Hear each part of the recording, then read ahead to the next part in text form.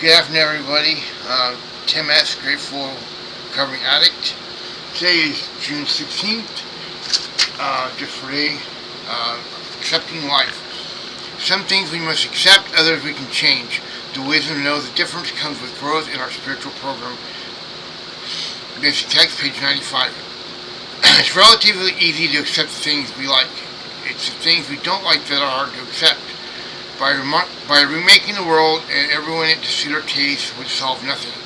After all, the idea that the world was to blame for all of our problems was the attitude that kept us cheating, and that attitude nearly killed us. In the course of working the steps, we begin to ask ourselves hard questions about the roles we ourselves have played in creating the unacceptable life we've lived. In most cases, we've found that what we needed changing was our own attitude and our own actions, not the people, places, or things around us. In recovery, we pray for wisdom to know the difference between what can and can't be changed. Then once we see the truth of our situations, we pray for the willingness to change ourselves. Just for today, higher power grant me the wisdom to know the difference between what can be changed and what I must accept. Please help me gratefully accept the life I've been given. That's for the Just for Today reading. Now I'll read the corresponding page, basic text, page 95. Basic text, page 95. Lack of daily maintenance can show up in many ways. Through open-minded effort, we come to rely on a daily relationship with God as we understand Him. Each day, most of us ask our higher power to help us stay clean, and each night we give thanks for the gift of recovery. As our lives become more comfortable, many of us lapse into spiritual complacency and risking relapse. We find ourselves in the same horror and loss of purpose from which we have given only a daily reprieve. This is hopefully when our pain motivates us to renew our daily spiritual maintenance. One way that we can continue a conscious contact, especially in hard times, is to list the things for which we are grateful. Most of us found that setting aside quiet time for ourselves is helpful in making conscious contact with our higher power. By quieting the mind, meditating can lead us to calmness and serenity. This quieting of the mind can be done in any place, time, or manner according to the individual. Our higher power is accessible to us all at all times. We receive guidance when we ask for knowledge of God's will for us. Gradually, as we become more God-centered than self-centered, our despair turns to hope. Change also involves the great source of the fear, the unknown. Our higher power is the source of our courage that we need to face this fear. Some things we must accept, others we can change. The wisdom to know the difference comes with growth in our spiritual program. If we maintain our spiritual condition daily, we find it easier to deal with the pain and confusion. This is the emotional stability that we so badly need. With the help of our higher power, we never have to use again. Any clean addict is a miracle. We keep this miracle alive in an ongoing recovery with positive attitudes. If after a period of time we find ourselves in trouble with our recovery, we have probably stopped doing one or more of the things that helped us in the earlier stages of recovery. And now I'll read today's reading in the spiritual principle of the day.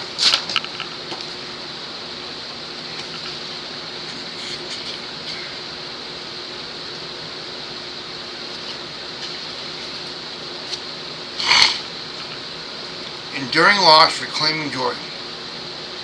We come to understand that happiness is an inside job, a spiritual experience that can get stronger with recovery. We find that no matter what happens on the outside, joy can still live within us. As far as spiritual principles go, joy is uncomplicated and it can be elusive, however, in active addiction. Joy was an abstract concept, often far removed from our reality. How can we position ourselves to experience it now? One addict wrote, "Recovery from addiction is our path toward joy. I invite it by removing barriers to that path like anxiety, fear, and self-obsession." Another wrote, "Joy is the result of my commitment to gratitude, service, and simplicity. I never thought I would appreciate ordinary things."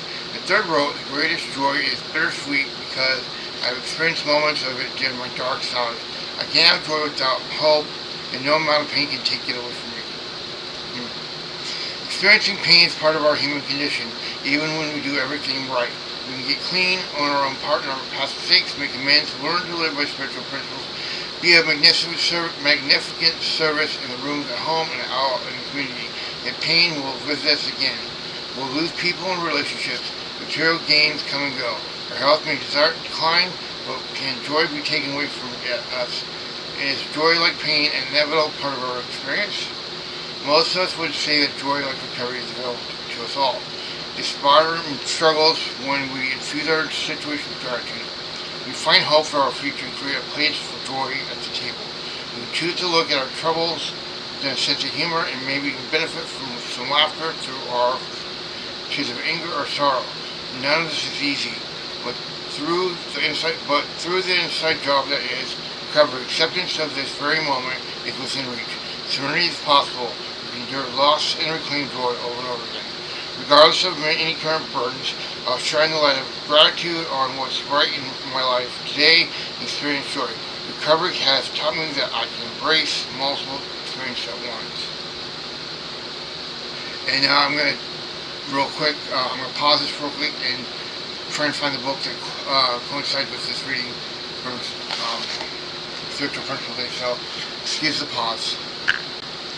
Well, I know I had the Living Clean book, I just don't know what it is, so I cannot read the course on your page, so I'll look for it later. So in this unusual way, we're reading it just today. Just today. Tell yourself, just today my thoughts will be on my recovery, living and enjoying life without the use of drugs. Just today I'll have faith in someone in AA who believes in me and wants to help me in my recovery. Just today I'll have a program I'll try to follow to the best of my ability. Just today, through any, I'll try to get better perspective on my life. And just today, I'll be unafraid. My thoughts be on my new associations, people who are not using, and who have found a new way of life. So long as I fall that way, I have nothing to fear. I have nothing to fear. Alright, have a blessed day, everybody.